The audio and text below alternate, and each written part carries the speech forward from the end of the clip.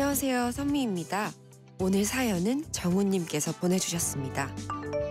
겨울이 되면 지체장애가 있는 저와 함께 여행을 떠나는 가족들에게 미안한 마음이 있었는데요. 편의 차량을 이용했더니 이동에 대한 부담이 줄었습니다.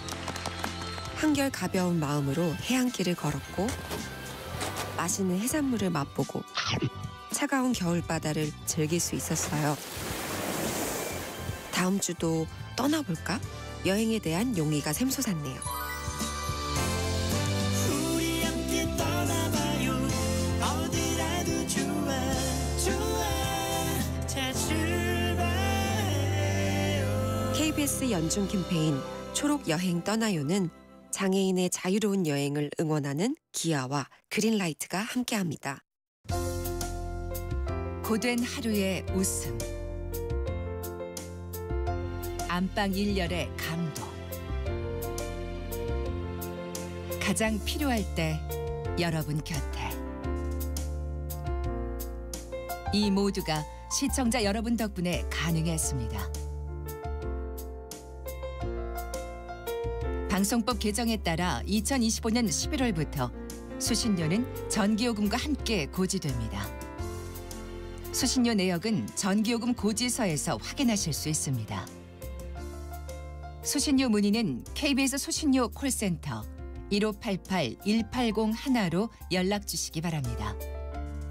KBS는 언제나 여러분의 소중한 일상과 함께합니다. 수신료의 가치를 실현합니다. 여러분의 KBS.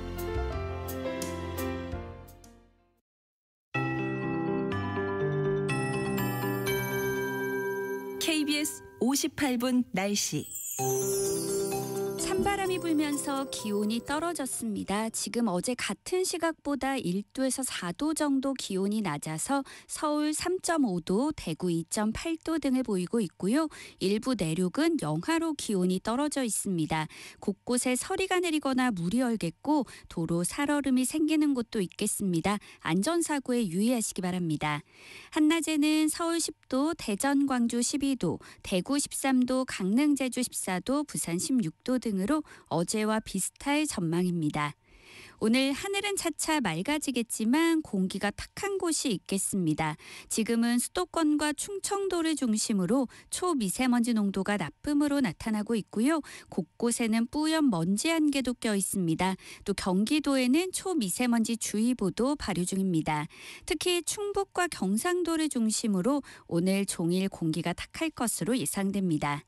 내일은 다시 전국에 비 소식이 있습니다. 기온이 낮은 산지에는 눈이 내려 쌓일 전망이고요. 찬바람도 강하게 불겠습니다. 모레 금요일 아침에는 기온이 대부분 영하로 떨어지면서 서울 영하 1도, 철원 영하 5도, 안동 영하 2도 등이 예상되고 낮 기온도 한 자릿수에 머물겠습니다. 현재 서울의 기온은 3.5도입니다. 송소진입니다.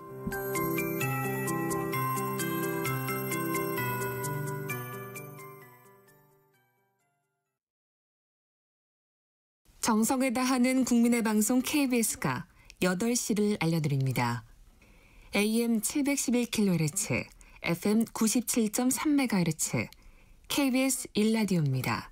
HLKA.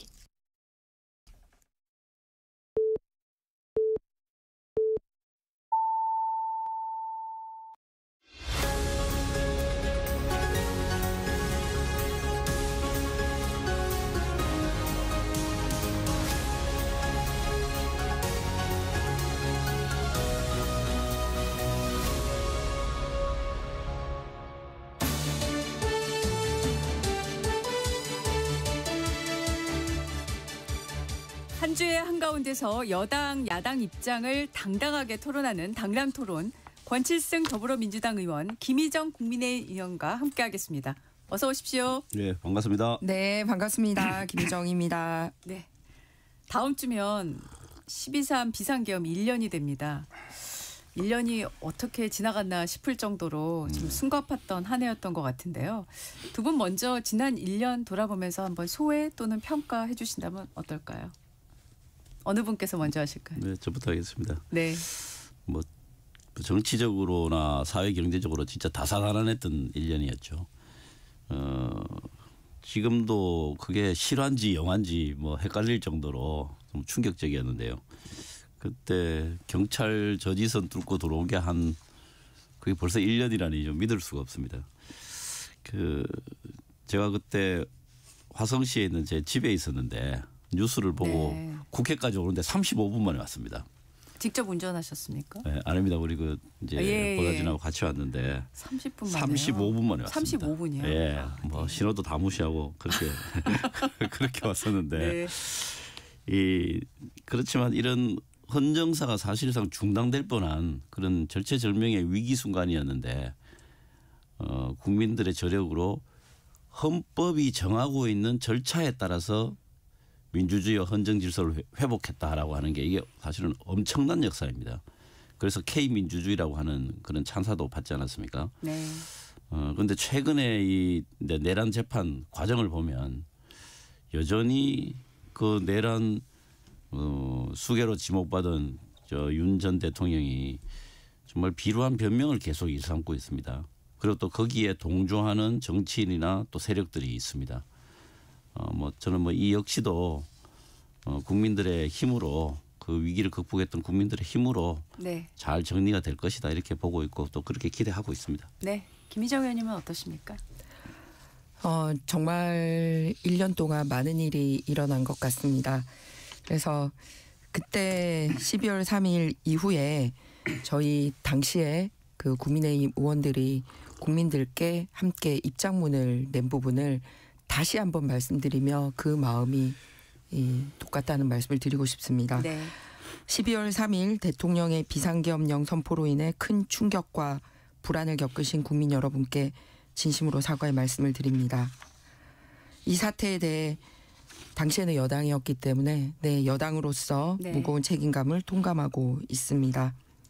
비상계엄 선포의 모든 과정에 대한 철저한 진상규명과 함께 상응하는 법적 후속 조치가 뒤따라야 할 것입니다. 가운데 중략하고 네. 국민 여러분, 국민의힘이 더 낮은 자세로 심기일전하여 자유민주주의와 법치주의를 함께 지킬 수 있는 방안을 찾겠습니다. 국정혼란을 조속히 수습해 국민의 불안을 해소하기 위한 최선의 방안을 마련하겠습니다. 라고 그때도 국민들 앞에 말씀을 드렸고 네. 그 마음으로 1년이 지나고 있다라는 말씀을 다시 한번 말씀드립니다. 네. 자, 어제 또 중요한 입법 예고가 하나 나왔습니다. 76년간 지속이 됐더라고요. 국가공무원법상 공무원의 복정 의무가 사라지게 됐습니다. 지금 인사혁신처와 행정안전부가 개정안을 입법 예고했는데 이게 이제 지난해 12.3 비상계엄 사태를 거치면서 불거졌던 그런 문제점들에 대한 개선책으로 보여지고는 있는데요. 두 분은 이 지금 입법 예고안 어떻게 보셨습니까? 네. 이번 개정은 이제 우리 공무원들이 네. 소신 있게 일하는 국민의 봉사자 그리고 좀 더 나은 행정 서비스를 제공하겠다라고 하는 기본적으로 큰 선언적 의미가 있다고 생각을 합니다. 이 복종이라는 말을 제가 국어 대사전에서 찾아보니까요. 네. 남의 명령이나 의사를 그대로 따라서 쫓음 이렇게 돼 있습니다. 그대로 찾아서 그렇습니다. 그대로 예. 따라서 조춤. 네. 그런데 지금 들으면 약간 좀 이상한 거나 좀 재미있는 일일 수도 있는데요. 과거에 이 육성으로 복종을 확약해야 하는 그런 절차들이 있었습니다. 공무원 임용 때요. 네. 일반 공무원은 2010년 6월까지. 그다음에 법원은 진짜 놀랍게도 2021년 12월 31일까지입니다. 네. 이제 기관장에게 선서하는 그런 절차들이 있었는데요. 예. 지금 이 복종의 의무가 국가공무원법하고 지방공무원법에 있는데 지방공무원법은 규정이 조금 다릅니다. 네. 뒤에 단서가 붙어 있어요. 이에 대한 의견을 진술할 수 있다 이런 단서가 붙어 있습니다. 지방공무원법에는요. 그러니까 이번에 이제 이런 내용들이 국가공무원법에 들어왔죠.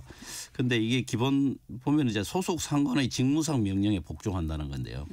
내용을 뜯어 보면은 소속 상관이어야 하고 명령을 내리려면 네. 그다음에 현재 현행법이 그렇습니다. 직무상의 명령이어야 합니다. 그러니까 직무와 관련되지 않은 명령은 복종 안 해도 된다 이런 뜻이고. 그런데 사실 이게 정당한 명령이라는 말이 죄송합니다. 뭐 그런 말을 안 쓰더라도 당연한 것이죠. 네네. 예. 그런데 이제 그런 부분이 이제 명확하게 법적 근거가 없다라고 하는 문제 제기들이 계속 있었고 네네. 실제로 이제 이거를 역으로 해석하면 위법한 명령에 대해서는 거부해야 할 의무가 실제로 있는 것이죠. 예. 근데 이런 이제 법적인 어떤 그런 법의 형식적인 측면보다는 상사의 명령 뭐 부당하든 부당하지 않든 상사의 명령을 제대로 수행하지 않으면 인사상 불이익이 올 수 있다고 하는 그런 두려움, 그런 관행 이런 것들이 실제로 이제 의무 없는 일을 하게 만드는 이제 그런 것들이죠. 또 그런 것들을 참아야 되는 이런 부분들. 그래서 공직 사회에 있는 그런 어떤 아주 뭐 불법적이거나 혹은 굉장히 좋지 않은 그런 관행들 이런 것들을 이제 좀 바꿀 수 있는 그런 계기가 되었으면 좋겠고요. 네네. 이게 좀 맹목적인 복종 그다음에 그런 것들 좀 극복하고 합리적인 소통이 될 수 있는 그런 기본 토대가 되었으면 좋겠다 하는 생각입니다. 네. 김희정 의원님은 어떻게 생각하십니까? 일단 사람의 명령에 따르는 게 아니라 원래 공무원은 본인들의 기본적으로 헌법에 따라야 되고요. 그 공무원들이 각자 자기 자리에서 이 가장 큰 무기가 되는 게 법이잖아요. 법. 네. 예. 그리고 일반 법은 국회에서 만들지만 이제 시행령 시행규칙은 또 본인들 스스로가 네. 그 위법하지 않게 또 만드는 거잖아요.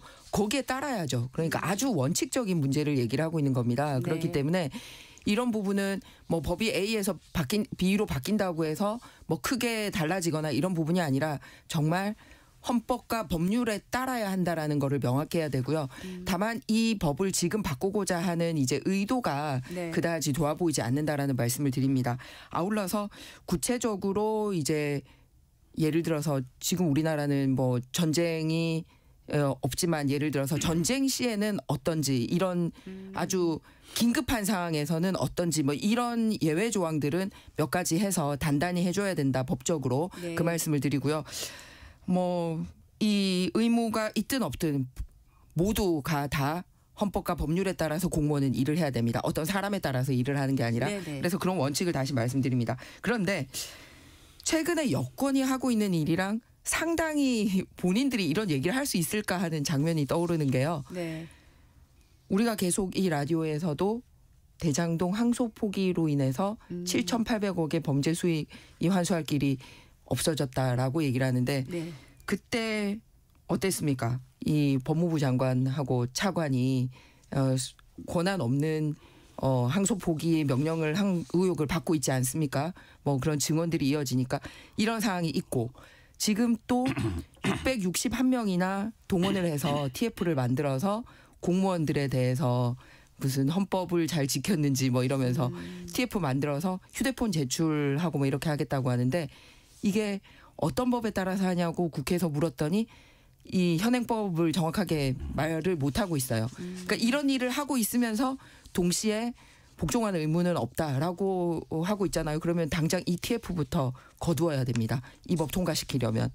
예. 그래서 말과 이 행동이 다르다. 만들고자 하는 법과 이 정부가 현실적으로 하고 있는 일이 다르다라는 지적을 하고 싶습니다. 네. 이제 뭐 이거를 그런 정치 현황하고 연결시켜서 말씀하시면은 사실 통과시킬 수 있는 법이 없겠죠.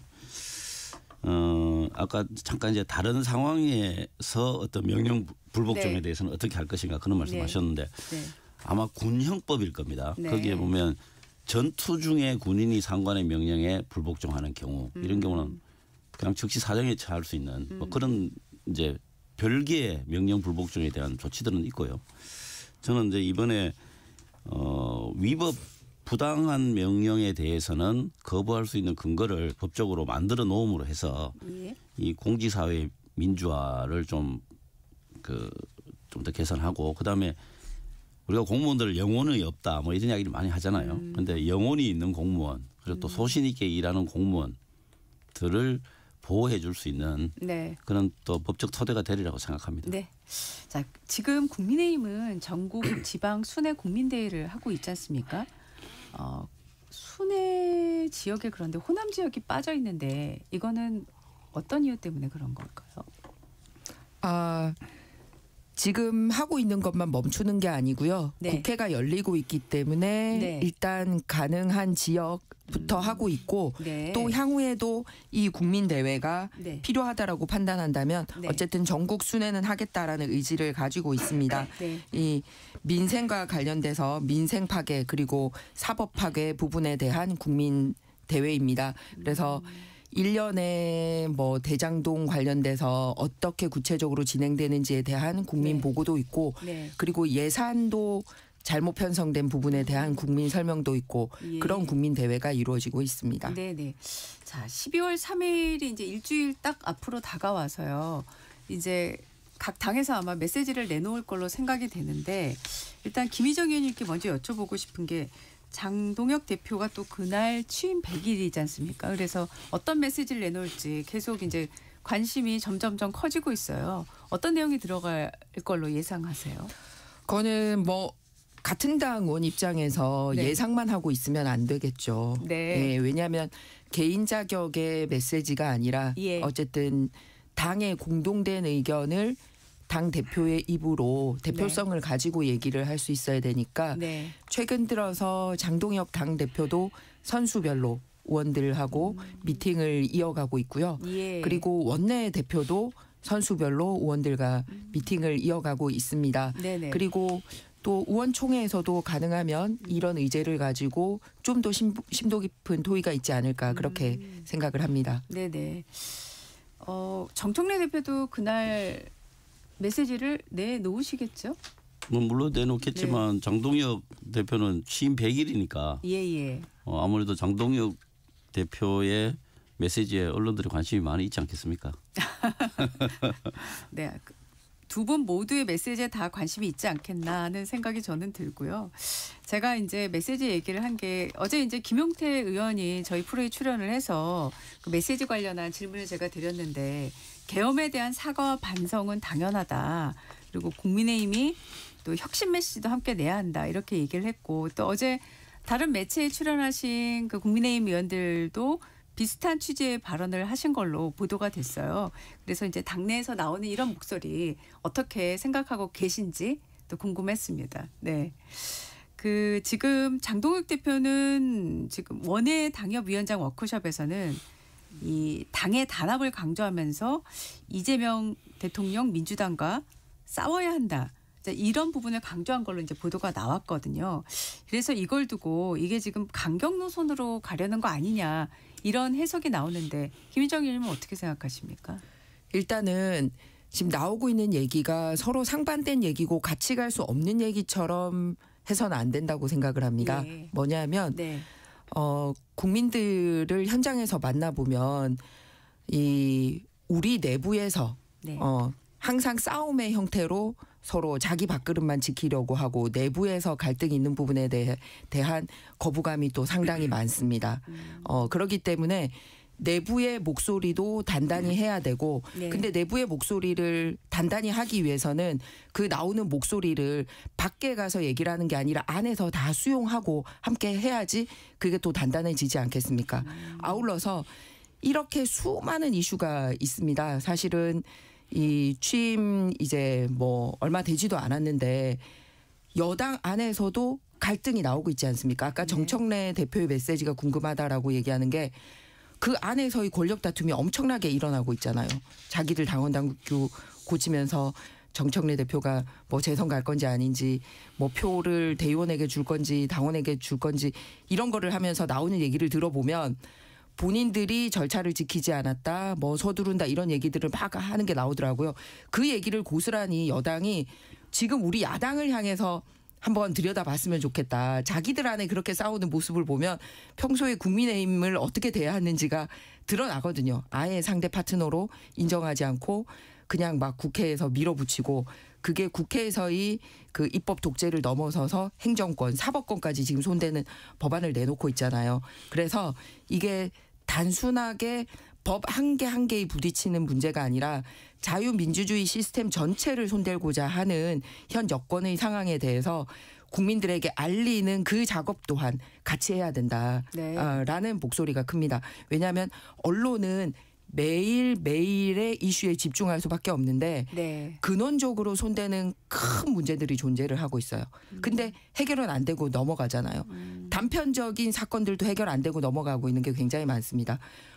예를 들면 국회의원들 중에 뭐 차명 거래했던 이춘식 의원 국회에서 차명 거래했던 최민희 의원이 국회의원장의 직위를 이용해서 부당하게 또 그런 경조사비 뭐 모은 부분 이런 부분 어떤 것도 해결 안 되면서 막 쌓여가잖아요. 그렇기 때문에 그런 부분에 대해서는 국민의힘이 놓치지 않고 계속 얘기를 해야 된다라는 요구가 또 같이 있는 겁니다. 네. 그래서 그거를 단순하게 무슨 강경투쟁이다라고 얘기를 하는 게 아니라 네. 근본적으로 잘못된 부분에 대해서는 끝까지 찾아가서 해결할 수 있는 능력을 보여달라. 국민의힘이 좀 그런 게 미약하지 않냐라는 목소리도 있거든요. 네. 그래서 그런 양쪽의 목소리가 다 함께 있는 상황입니다. 네. 네. 뭐 제가 최근 국민의힘 지도부의 뭐 메시지라든가 행보 이런 데서 뭐 대해서 제가 뭐 논평적으로 한번 이야기를 한다면 예. 아마 뭐 국민의힘 지도부에서는 지지층을 결집하겠다라는 의도로 하겠죠. 그런데 저는 오히려 중도층 또 합리적 보수들의 표를 잃어가고 있다고 생각을 합니다. 예. 오히려 지금 뭐 장동혁 대표가 100일 기자회견을 뭐 하겠죠 하면서 이제 메시지를 낼 텐데 저는 뭐 거의 극우적 지지자들의 취향을 저격하는 발언들 할 것이라고 봅니다. 우리가 황교안이다라고 하는 그 말 한마디에 현재 국민의힘 지도부들이 어떤 생각을 갖고 있는지 향후에 어떤 식으로 전국을 타개해 나갈지에 대한 사실 답이 다 들어있다고 생각합니다. 스스로 고립을 이제 자초하는 길인데 아마 이 호랑이 등에서 내리기가 좀 어려울 겁니다. 지금 그동안 해놓은 이야기 또 여러 가지 정치적 사정들 때문에요. 지금 이번에도 영남 중심으로 이제 순회를 하는데 이거는 완벽하게 지역 정당으로 되돌아가겠다라고 하는 선언이나 다름이 없고요. 그래서 굉장히 유감스럽게 생각합니다. 아까 그리고 국민의힘의 이제 김용태 의원 이제 발언도 이야기를 하셨고, 네. 그런데 김용태 의원뿐만이 아닙니다. 박정훈 의원, 또 박수민 의원 이런 분들도 비슷한 취지의 이야기를 했습니다. 박수민 의원이나 박정훈 의원은 지역구가 서울, 강남, 송파, 김용태 의원은 포천, 가평입니다. 네. 이 의원들의 공통점이 뭐냐면 지역구가 전부 수도권입니다. 네. 이 부분을 잘 좀 봐야 됩니다. 이 수도권 출신 의원들이 이런 이야기를 하는 데는 나름의 그 객관적 시각을 갖추고 있는 수도권 유권자들의 목소리를 반영하는 것이라고 봐야 되는데 지금 국민의힘 지도부에 전혀 그런 내용들이 들어가지 못하고 있죠. 그래서 어떤 지역의 기득권에 매몰된 정치인들이 다수를 점유하고 있다면 지금의 이 상황을 변화시키는 것은 어렵지 않을까라고 하는 그런 예상을 해봅니다. 알겠습니다. 그 권칠성 의원님이 네. 우리 당에 대해서 말씀을 하셨기 때문에 네, 주신 조언에 대해서 잘 새기고 이 완전히 민주당이 이 경계할 수 있는 네, 아까 저 정청래 대표 뭐 관련해서 네, 또 뭐 이야기를 그렇게, 하시길래 네, 제가 그렇게 뭐 한 말씀 하겠습니다. 드렸습니다. 특히 합리적 보수, 네, 저희들은 합리적 보수 목소리를 내는 의원들이 많이 있습니다. 그렇기 때문에 그런 부분 계속 지켜나가겠다 말씀을 드리고요. 네. 말씀 중에 이제 사실관계와 다른 부분은 좀 고쳐야 되기 때문에 제가 이제 이재명 정권을 향한 민생 레드카드라는 이름으로 민생회복 법치소 국민대회를 열고 있는데 마치 영남에서만 대회를 열고 있는 것처럼 말씀을 했기 영남을 때문에 중심으로. 아닙니다. 제가 말씀드릴게요. 마치 홍보할 수 있는 기회 주셔서 감사합니다. 오늘은 충남 천안에서 모입니다. 네. 오늘 충남 천안에서 모이고요. 네. 방송 들으시는 분들 관심 가져주시길 바라고 이번 주 주말에는 대전하고 충북 청주에서 열리고요. 그리고 일요일에는 강원 춘천 그리고 바로 다음 주 초에는 인천 경기 용인 이렇게 이어가고 있습니다. 그렇기 때문에 지금까지 한 거는 이제 영남에서부터 올라와서 오늘부터 이제 충청 시작되고 주말 지나면서 수도권까지 하고 이렇게 전국을 순회하고 있다는 말씀 다시 한번 드립니다. 네. 자, 지금 홍보 제대로 하셨네요. 네. 충분히 하시도록 전 조용히 있었습니다. 네. 최근에 이제 더불어민주당부터 시작해서 국민의힘까지요. 이제 당원들의 당심 반영 비율이 이제 화제가 되고 있습니다. 일단 민주당부터 가보면 1인 1표제가 지금 일주일 정도 지금 수년이 됐어요. 예, 중앙위까지 가는데 일단 권 의원님 이거 예상하셨습니까? 그런 건 예상하기 힘들죠. 예. 그래도 그건 뭐 이제 논의하면서 논의 이제 뭐 과정에서의 어떤 예. 네. 이거 뭐 일주일 연장할 것이다 이런 건 뭐 예상하기 힘들죠. 그거보다는 회의 중에서 네. 이제 결정되는 네. 것이니까 어려운 것인데 네. 일주일 연장하면은 무슨 뭐 완전히 새로운 또 무슨 안이 나올 것인가 저는 뭐 네. 그렇지는 않다고 봅니다. 예. 그렇게 되면 뭐 그 자체가 또 졸속이라는 비판을 받겠죠. 네. 예. 그런데 이제 이 정당 투표에 있어서 정당의 네. 내부 투표에 있어서 네. 1인 1표제 문제는 이게 정말 해묵은 논쟁입니다. 예. 아주 오래된 논쟁이고 네. 우리 김희정 의원님도 그 실무자 생활을 해보셨으니까 아마 잘 아실 겁니다. 이게 실무자들이 이거 엄청 고민하는 거거든요. 제가 예. 뭐 청취자들 이해를 돕기 위해서 좀 말씀을 드리면 이건 다 명분이 있습니다. 어떤 측면에서 주장하느냐에 따라서 다 명분이 있고 정답이 있느냐라고 하면 저는 정답 자체는 없지만 방향은 있다고 봅니다. 1인 1표제를 향해서 나가는 거는 맞다고 생각을 합니다. 네네. 그런데 이제 이런 부분이 좀 있죠. 지금 현재 이럴 때 이제 주로 예를 많이 드는 게 이제 미국의 선거 제도죠. 예. 이제 하원 같은 경우에는 철저하게 1인 1표제입니다. 1인 1표제라기보다 이제 철저하게 인구 비례니까 그게 사실상 1인 1표를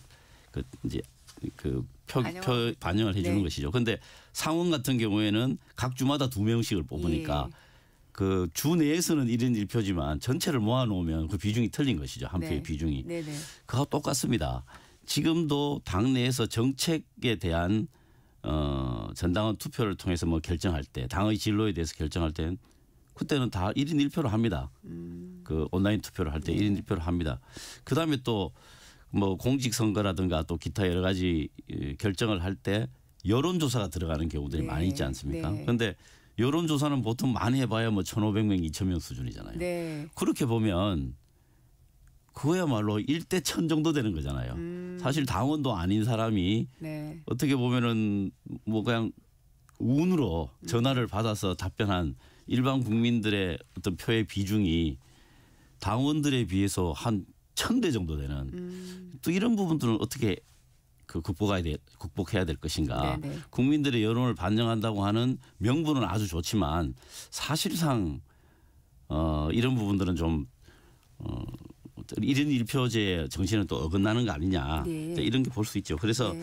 저는 뭐 이게 해묵은 논쟁이다 보니까 이런 부분들 이번에 한번 다 모아서 네. 논쟁을 하고 그다음에 내친 김에 의결 종족수 문제. 의결 종족수요. 예, 의결 종족수 문제도 내부에서 문제 제기가 많이 되고 있습니다. 예. 그래서 뭐 예를 들면 뭐 50% 이상 투표를 해야 된다든가 네네네. 또 당원들의 자격에 대해서도 조금 더 지금보다는 훨씬 강화시키는 방안들 이런 것들을 마련하는 것이 정당이 밑으로부터의 기반이 강해지는 그래서 정치 발전이 되는 방식이 아닌가 싶습니다. 네. 근데 권칠승 의원님이 하신 말씀 그거 하려면 지금 민주당 통과시키는 날짜 정해뒀잖아요. 그런데 그 날짜 안에 그게 되겠습니까? 그리고 논의를 하자고 날짜를 정한 게 아니라 일방적으로 정청래 대표가 자기가 한 안에 대해서 찬반 투표만 하는 거잖아요. 그러니까 권칠승 의원님이 말씀하신 내용은 일체 포함이 안 돼 있는 겁니다.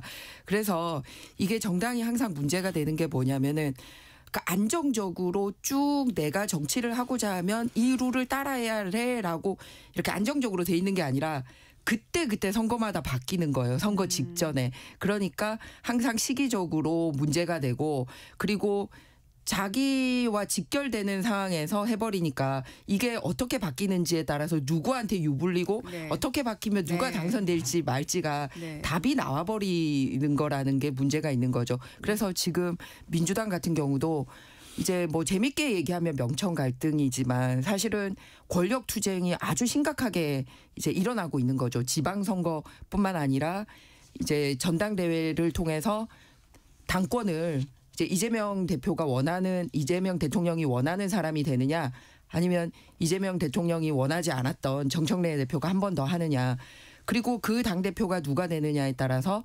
다음번 총선 공천권을 가지고 가느냐에 아주 어마어마한 권력투쟁 싸움이 지금 민주당 안에 벌어지고 있는 겁니다.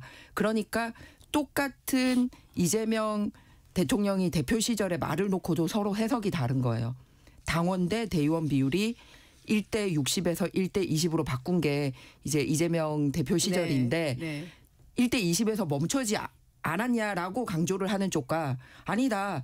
그때 이 비율을 확 낮춰서 같이 가려고 하지 않았냐라고 강조하는 쪽이 다른 거죠. 그런데 놀라운 게 뭐냐면은 국민의힘 같은 경우는 민심하고 당심 간의 논란으로 하면서 저는 민심과 당심이 이렇게 다르면 안 되지 같이 가야지 이런 생각인데 민주당은 같은 당원 안에서도 그냥 당원이냐 대의원이냐에 따라서 그렇게 결과가 크게 다르기 때문에 당심 안에서도 굉장히 큰 차이가 있다라는 거를 드러내는 장면이라고 생각을 합니다. 네.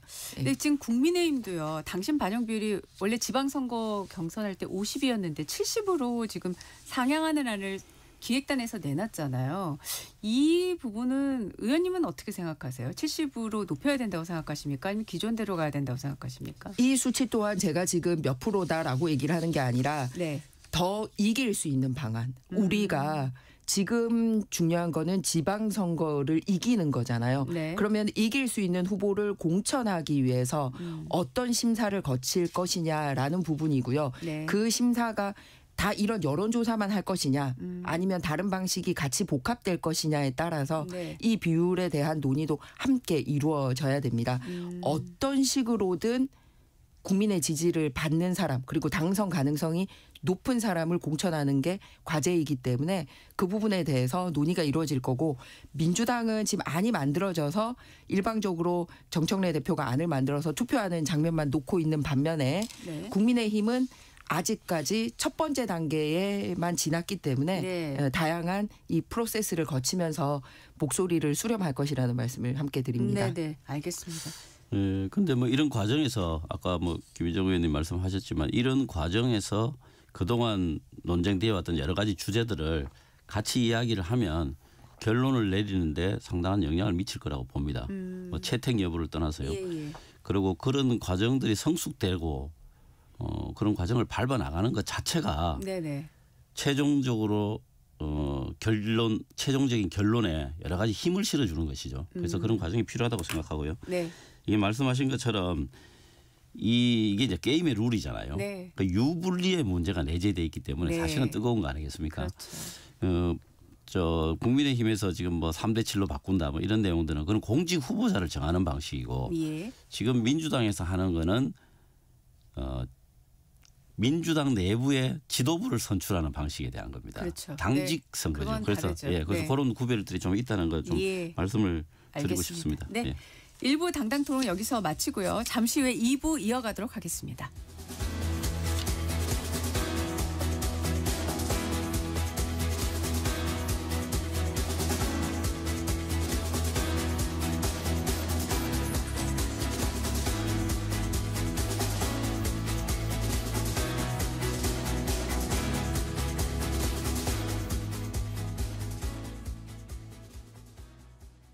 잠시 후 8시 반부터 일부 지역국에서는 해당 지역 방송을 보내드립니다.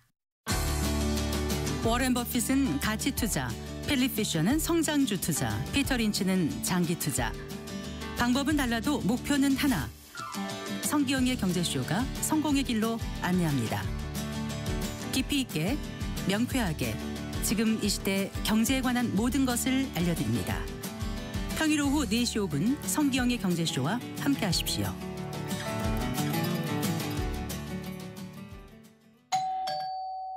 편지 왔습니다. 퇴근길 지친 당신에게 힘이 되는 뉴스를 전해드립니다. 매일 저녁 5시 5분 당신과 함께 읽는 세상 이야기 KBS 1라디오 뉴스레터 K. 지금 시각은 8시 30분입니다. KBS.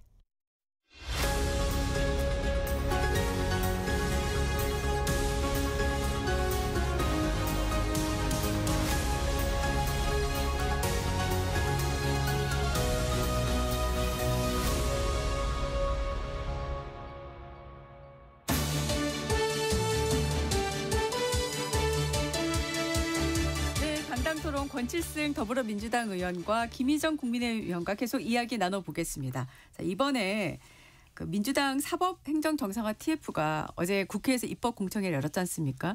법원 행정처 폐지와 같은 내용이 초안이 이제 공개가 됐습니다. 자, 민주당은 올해 관련 법안 통과까지 목표로 하고 있는데요. 일단 그 사법행정위원회요. 네. 이 안은 어떻게 보셨습니까? 네. 이 사법부 개혁에 대한 논쟁도 사실은 뭐 오랜 세월 동안 있어 왔던 이야기들이고 새로운 이야기는 아닙니다. 그런데 네. 이제 이번처럼 이렇게 구체적인 내용들이 나온 거는 처음인 것 같습니다. 이렇게 구체적으로 나온 거는요. 네. 법원행정처를 폐지하고 사법행정위원회를 설치하고 추천권도 아주 다양화하고 네. 그리고 또 위원장 임명 방식에 대해서도 지금 두 가지 안이 제한돼 있습니다. 뭐 정관예우를 근절하고 징계를 강화하는 방안. 네. 그리고 사법행정에 있어서 비법관화를 상당히 또 추진하는 것. 네. 그 이외에도 뭐 향판제도를 폐지한다든가 또 판사회의를 확대한다든가 그리고 중대범죄에 대한 전담재판부를 만든다든가 이런 굉장히 혁신적이고 개혁적인 내용들이 많이 들어 있습니다. 그런데 이런 법안이 이런 개혁안이 나오게 된 그 배경, 네. 그 배경이 무엇이냐면 그는 사법부가 자초한 그런 경향이 매우 많습니다. 이 네. 부분에 대해서 사법부가 국민의 신뢰를 잃었다 하는 점을 사법부가 먼저 인정을 해야 될 것 같습니다. 과거에 양승태 대법원장 시절에 그 사법부 블랙리스트 문제 그리고 또 그와 관련된 여러 가지 사법행정권의 남용 문제 이런 것들이 국민들에게 많이 알려졌습니다. 그래서 이런 부분들 제왕적 대법원장의 권한을 어떻게 분산하고 네. 그 법원을 통제하는 행정권을 어떻게 민주적으로 분산해낼 것인가 여기에 주안점을 둔 개혁안이라고 보시면 되겠습니다. 네. 김희정 의원님은 이 안 어떻게 보셨습니까? 법의 이름으로 정말 입법 독재를 다른 이 사법부까지 미치고 있구나라는 것을 극단적으로 보여주는 장면입니다. 네. 예, 입법부를 장악을 했잖아요. 그러다 보니 사실 인사청문회도 상관없이 정과 합의 30범이 넘는 국무회의 구성도 그냥 국회 상관없이 해버렸잖아요. 그런데 이제 나아가서 사법부까지 손에 넣어야 되니까 법의 이름으로 하는 겁니다. 그러면 법원 행정처라는 거는 뭐냐면은 법관들의 사법의 독립을 유지하기 위해서 행정적인 인사와 이런 총무적인 기능을 할 수 있도록 법원 행정처를 두는 겁니다. 그러면서 이 법관들의 인사라든지 이 대정부 제국회 이런 일을 보기 때문에 네. 내부의 사정을 잘 알지만 독립성을 지킬 수 있는 이거를 충족해야 됩니다. 그런데 이 법원 행정처를 없애고 이 위원회를 만들겠다는 거잖아요. 외부 사람으로 사법행정위원회를. 네네. 그러면은 우리가 일반 회사에서 인사할 때 야 우리가 좀 인사 혁신이 필요해. 그러니까 우리 인사는 내부 인사부에서 하는 게 아니라 항상 외부 인사 데리고 와서 우리 회사 인사를 해야 돼. 그리고 우리 총무 기능도 우리가 외부 인사들로 구성해가지고 우리 회사 관련된 총무 기능을 맡겨야 돼. 어느 회사가 그렇게 합니까? 일반 회사도 그렇게 안 하는데 하물며 헌법에서 명확하게 입법, 행정, 사법의 독립성을 보장하고 재판의 독립성을 보장한 대법관을 이런 식으로 손대겠다? 지금 본인들이 추천한 대법관들도 민주당의 요구가 마음에 들지 않으면 함께 안 가고 있거든요. 그러니까 사람을 우리 편 임명한다고 되는 게 아니라 아예 구조를 바꿔야 되겠구나. 이렇게 하고 있는 겁니다. 명백하게 헌법 위반 행위입니다. 그리고 뭐 전담 특별부지만 사실 특별재판부 네. 구성하는 것도 헌법상 위헌이고요. 그리고 여러 사람이 추천한다라고 얘기를 하고 있는데 이 추천권이 얼마나 잘못 작동되고 있는지 바로 일주일 전 사건을 통해서 우리가 알 수 있습니다. 뭐냐면은 쿠팡 관련돼서 이제 그 상설 특검을 마련을 했어요. 네. 그래가지고 대한변협에서 이 추천하고 뭐 이런 방식으로 했거든요. 네. 그런데 법사위원이었던 이 서영교 의원이 그 대한변협 회장하고 그리고 쿠팡의 임원하고 그 특검 구성한 다음 날 바로 63빌딩에서 식사 같이 하고 나오는 게 언론에 보도가 됐습니다. 그러니까 심사를 해야 되는 사람을 추천한 대한변협 쪽하고 심사를 받아야 되는 특검 대상이 된 회사의 간부하고 같이 법사위원이 같이 식사하고 나오는 이런 장면들이 이루어지기 때문에 그런 것들이 사법행정위원회 말이 추천권이지 알게 모르게 정치적으로 다 작동을 하고 비법률인 넣을 수 있으니까 본인들하고 그 말 잘 통하는 사람. 그래서 한때 왜 김어준 대법관 뭐 이런 얘기 나왔듯이 그런 분들이 이 사법행정위원회에 추천이 되는 거예요. 얘기하자면. 그런 일들이 벌어지는 거는 명백하게 위법하다라는 말씀을 다시 한번 드립니다. 네, 권 의원님. 그러면 다양한 추천권을 인정하지 않으면 대법원장이 혼자 다 하는 걸 놔두자라는 거잖아요. 그 방법이 그거밖에 없는 건 아니죠. 기존에도 대통령 추천이나 이렇게 국회 추천 등 다양하게 추천이 되고 있습니다. 대법원 맞습니다. 판사들의 구성이고요. 그러니까 법원 행정처 구성이 또 별도로 있죠. 그래서 그 한 사람에게 너무 쏠린 이 정말 제왕적 권력, 그 법원 행정 권력을 어떻게 분산할 것인가에 대한 고민은 옛날부터 있었습니다. 그건 과거 뭐 한나라당 때부터 대법원 구성에 대한 그 혁신안들을 한나라당이 법원 행정체에 대한 얘기는 없습니다. 그리고 김명수 대법관도 반대했고요. 아니, 그러니까 같은 맥락이죠. 그러니까 반대할 수 있죠. 반대하는 사람이 있습니다. 그렇지만 이 논의는 끊이지 않고 계속 있었던 거입니다. 그래서 오랜 세월 쌓였던 이런 폐단들에 대해서 네. 과감히 고쳐나가는 지금 출발선상에 있고 찬반 양론이나 여러 가지 그 단점들 혹은 부작용들에 대한 뭐 얼마든지 논박이 있을 수 있다고 봅니다. 그런데 정부 여당에서 이렇게 구체적인 제안을 한 거는 사실 처음이기 때문에 네네. 이런 제안을 근거로 좀 활발한 토론이 있고 좀 우리 사회가 변화를 필요로 할 때는 이게 너무 오랫동안 지속되어 온 그 폐단이기 때문에 네. 이제는 좀 과감하게 좀 토론을 하고 열린 마음으로 결정할 때가 되었다고 봅니다. 네. 법원 행정처 부분은 다시 한번 말씀을 드립니다. 네. 예, 재판의 독립성을 확보를 하고 판사들을 정치적으로 막아내기 위해서 법원 행정처가 행정적인 일을 하고 있지만 내부의 사정을 잘 아는 분들로 되어 있고요. 네. 예, 그런데 이거를 손을 댄다. 그리고 인사를 관리 감독한다. 아까 뭐 제왕적인 권력을 말씀을 하셨는데요. 제왕적인 권력을 얘기하면 우리나라는 대통령이 가장 크지 않습니까? 그러면 대통령실 인사 총무 비서관 이쪽 그러면은 이런 식으로 구성을 합니까? 사법행정위원회 만들듯이 말이 안 되지 않습니까?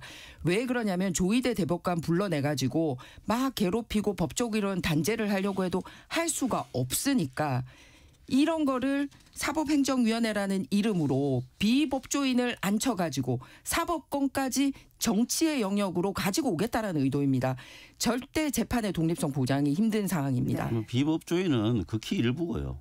그다음에 뭐 미국 같은 경우에는 사법의 수장들을 선거에서 뽑는 것도 많이 있지 않습니까? 그 주별로 보면. 그러니까 이거를 그렇게만 볼 건 아닙니다. 그리고 네. 이게 굉장히 오랫동안 문제 제기가 있어 왔던 중요한 우리 사회의 아젠다입니다. 네, 그러니까 이게 정치적인 어떤 정치 공세적인 측면에서만 보실 게 아니고 네.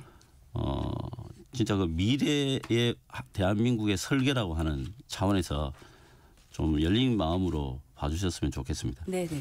저희가 시간이 한 1분 10초 정도 네. 남은 상황이어가지고 그 오늘은 지금 한덕수 총리에 대한 지금 결심 공판이 있고 내일이 27일인데 추경호 전 원내대표 체포동의안 표결이 있고 또 이 관련해서 더불어민주당의 입법 강행에 맞서서 국민의힘에서는 모든 법안에 대한 필리버스터 시사를 하고 있는데요.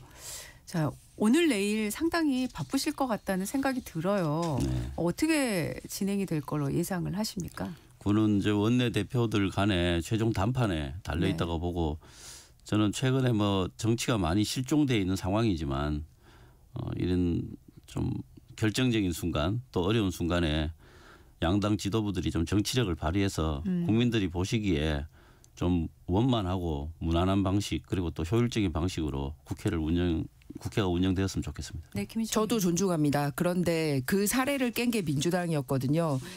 바로 얼마 전에 특검 부분이라든지 법안 관련돼서 여야 원내대표가 전격적으로 합의를 하고 공동 성명서까지 발표를 한 적이 있는데 민주당 원내대표가 발표를 한 거를 민주당에 가서 그거를 차이고 엎은 적이 있었습니다. 그래서 과연 그렇게 여야 간에 협상한 것도 국민들에게 발표한 것도 없는 민주당인데 내부 갈등이 그런 거를 더 키우지 않을까라는 걱정이 있거든요. 네. 그렇기 때문에 서로 합의를 존중할 방식이 필요하고요. 그리고 서로 추천했던 인권위원이나 이런 것도 투표 때 민주당이 추천한 사람은 우리가 찬성을 해줬는데 우리가 추천한 사람은 민주당이 또 합의였고 반대하고 뭐 이런 일들이 있었습니다. 그래서 합의해놓고 없는 일은 없어야 된다라는 것을 다시 한번 강조드립니다. 네, 오늘 당동 토론은 여기까지 하겠습니다. 권칠승 더불어민주당 의원, 김희정 국민의힘 의원과 함께했습니다. 고맙습니다. 네. 수고하셨습니다. 좋은 하루 되세요. 고맙습니다. 날씨 듣고 돌아오겠습니다. 본격 시사 날씨 정보입니다. 포근했던 지난주와는 달리 기온이 제자리를 찾으면서 공기가 차가워졌습니다. 지금 어제 이 시각보다 1도에서 4도 정도 기온이 낮